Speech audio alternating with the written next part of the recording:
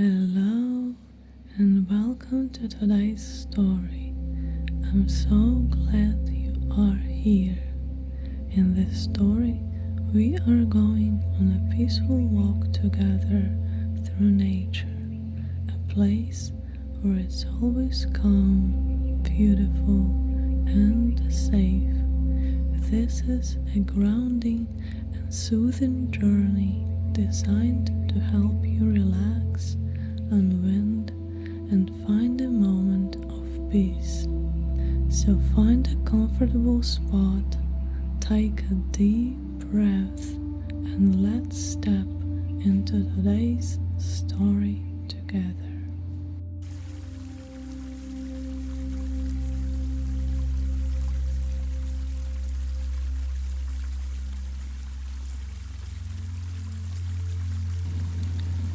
The stone in the creek. You wander it down a gentle path through the meadow, following the sound of water. The creek has been calling to you all morning with its soft voice, and now here you are, standing at its edge where the bank slopes down, easy and safe. The grass is thick and green beneath your feet, and everything feels peaceful and slow. This is a place you've been before, or perhaps it just feels that way, familiar and kind, a place where nothing is asked of you except to be here, to notice, to rest. You step carefully into the shallow water at the creek's edge, where it's only a few inches deep and the bottom is smooth and sandy. The water is warm around your ankles, sun-warmed and welcoming.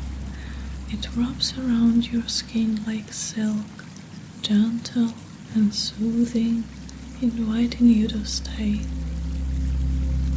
You stand very still in the creek and feel the current moving past, patient and steady, on its way to somewhere you've never been.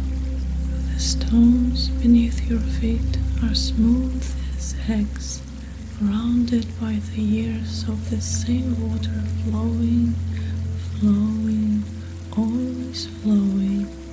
You look down and watch the water break around your legs. It parts and swirls, creating tiny whirlpools that spin for a moment before dissolving back into the current. The water is so clear you can see every pebble on the creek bed, every grain of sand, even the small fish that dart between the rocks like shadows made of silver. One stone catches your eye. It's different from the others, rounder, smoother, the color of honey held up to the light. You reach down through the warm water and lift it out. It fits perfectly in your palm, heavy and solid, warmed by the sun and the creek. Droplets run off its surface and fall back into the water, each one making a tiny sound, a soft blink that gets lost in the larger voice of the stream. You trace the stone with your thumb. The surface is silk smooth in some places, slightly rough in others, where tiny crystals catch the light. There is a vein white, running through it like a river within a river, like the stone remembers being something else long ago.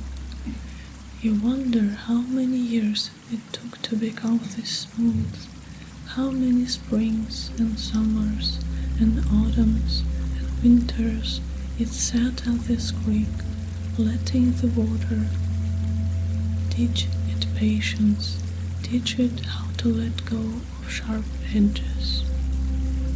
A dragonfly arrives without warning. standing on a reed beside you. Her wings are like stained glass windows, transparent and vined, shimmering with blues and greens that shift as she adjusts her perch. She's impossibly delicate, 4 wings so thin you can see right through them to the bright sky beyond, yet strong enough to carry her dancing above the water. Her body is the blue of deep summer twilight, segmented like beads on a string, each part fitting perfectly into the next. She sits utterly still, except for her head, which turns slowly, those enormous eyes taking in the world, eyes made of thousands of tiny windows, seeing everything at once, the water, the sky, you standing there with the stone in your hand. You hold your breath, not wanting to disturb her. Her wings catch the light, and suddenly they're not just transparent anymore. They're rainbows, they're prisms. They're made of nothing but captured sunlight and air. Then she lifts away, her wings a blur of motion you can't quite follow. She hovers over the water, dips down to touch the surface once, just once, sending out perfect circles that spread and spread until they fade into nothing. She rises up and disappears downstream, a jewel flying, leaving you smiling at the place where she'd been. You set the honey-colored stone back in the water, finding it a new spot where the current is gentle. It settles into place as if it's always been there, and within moments the water flowing over it makes it look like it's glowing from within. You watch the ripples smooth out around it, the creek accepting this small change, continuing on its way. Your attention turns to the bank where the water has carved a small hollow beneath the roots of an old willow. The roots twist and arch like the fingers of an ancient hand reaching into the water. They are dark and gnarled, covered in places with soft green moss that looks like velvet in the dappled shade.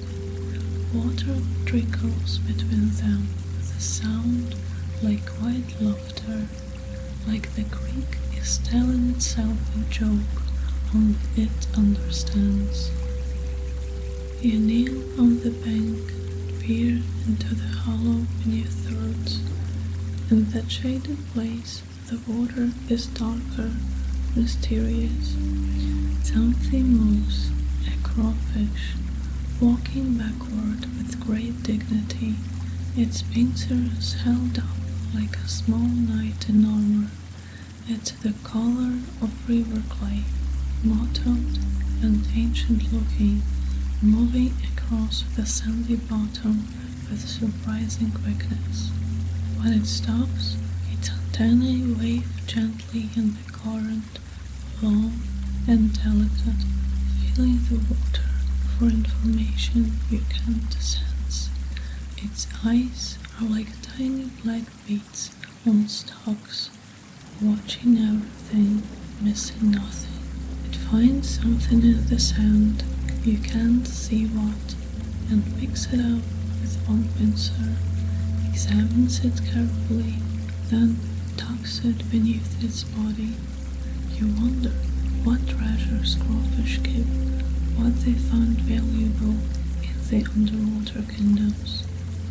It turns slightly and you see the segments of its tail fan, each one articulated perfectly, ready to snap, closed, and send it shooting backward in an instant if danger comes. But it's calm now, just going about its business, living its small, important life in the shadow of the willow roots. A leaf falls from somewhere above. You watch it drip down through the air, rocking gently from side to side in no hurry to land. It's maple-shaped, but still green, summer not quite ready to let it go. When it touches the water, it floats on the surface for a moment, spinning slowly in a small eddy. Then the current catches it and carries it away downstream, a tiny boat on a long journey. You follow it with your eyes as far as you can see, watching it navigate around rocks, twirl in the whirlpools, ride the ripples. It passes over the honey-colored stone you placed earlier, and for just a moment the two travelers meet, the stone staying, the leaf going, and then the leaf is gone around the bend, off to see what else the creek has to show it. The sun has moved while you've been standing here. You notice because of the light through the willow branches has changed, becoming more golden, softer. It makes coins of light on the water's surface, bright circles that dance and shimmer, appearing and disappearing as the leaves sway above.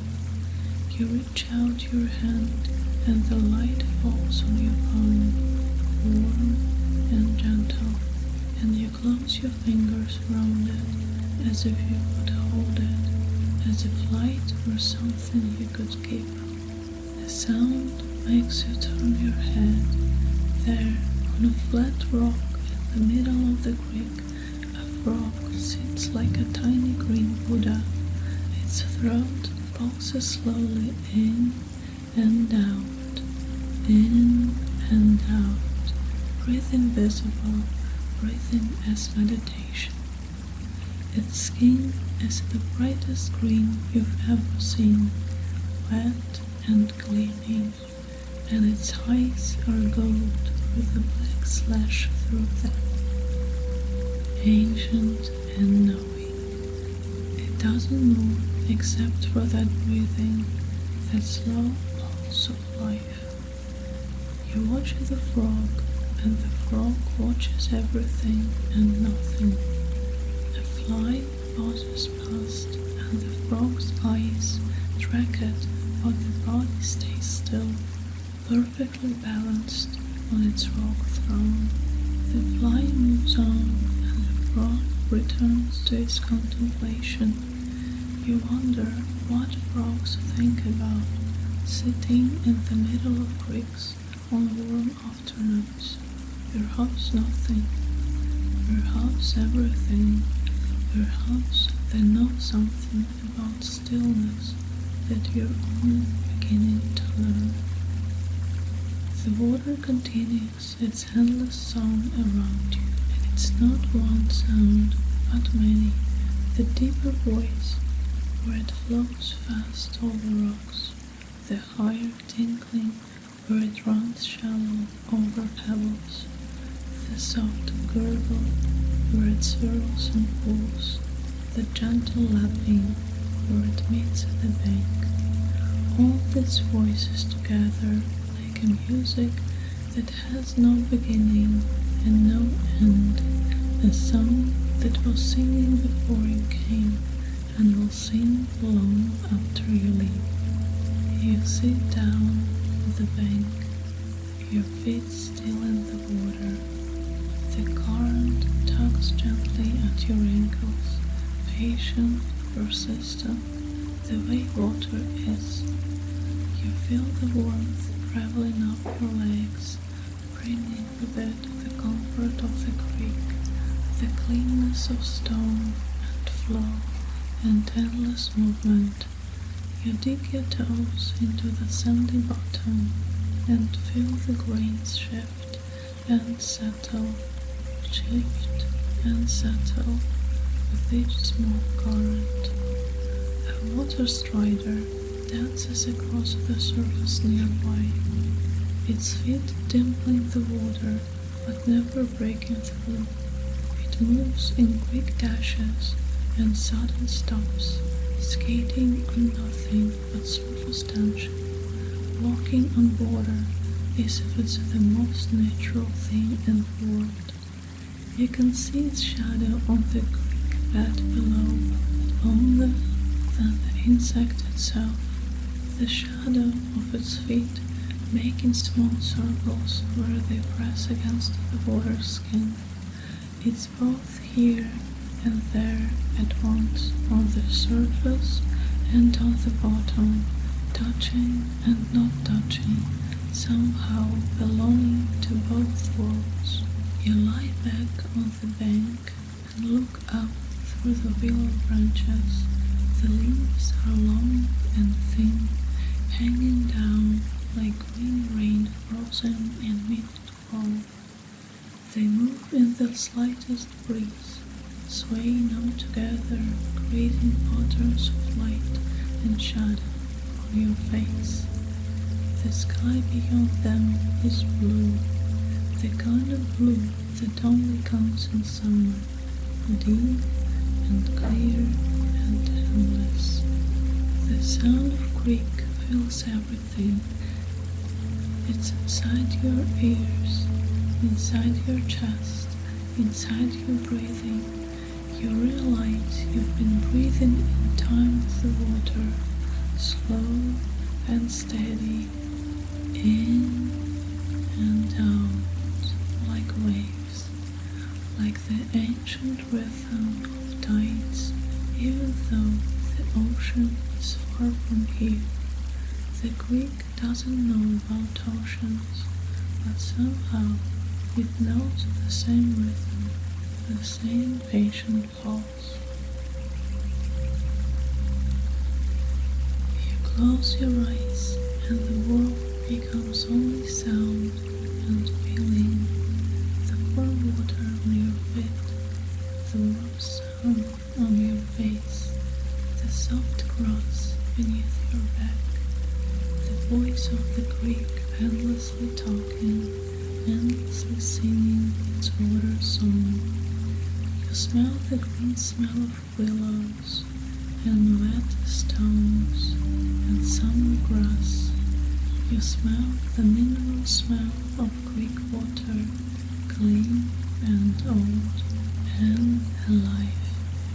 A small breeze touches your face and brings with it the scent of wild mint growing somewhere nearby, sharp and sweet at the same time, bright and green, a smell like joy if joy had a smell, sharp and sweet at the same time, bright and green, a smell like joy if joy had a smell. You breathe it in deeply and hold it in your lungs for a moment before letting it go. You are here, lying by the creek. The water is here, flowing to wherever water goes. The stone is here, settling into its new home. The dragonfly is here, somewhere downstream, still dancing above the water. The frog is here on its rock, breathing slowly, watching the world. The crawfish is here, beneath the roots, going about its mysterious business.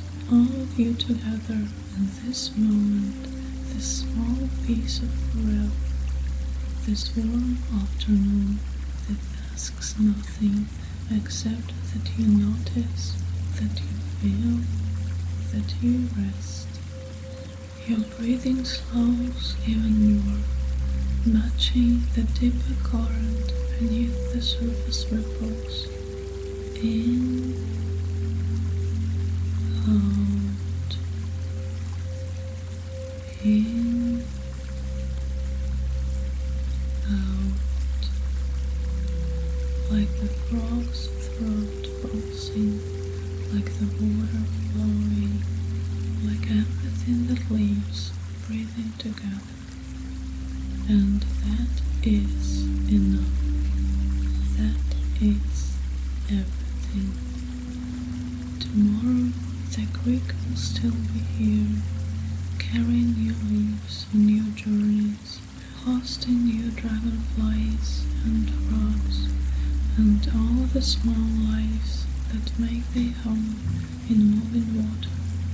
But this moment, this particular afternoon, this particular light through this particular willow leaves, this particular warmth around your particular feet, this will never come again. So you hold it gently, this moment, like the honey-colored stone. Feel its weight and smoothness, and then let it go. Let it flow downstream with everything else that's beautiful and brief and perfect. You open your eyes and watch the water flow. You are ready to rest now.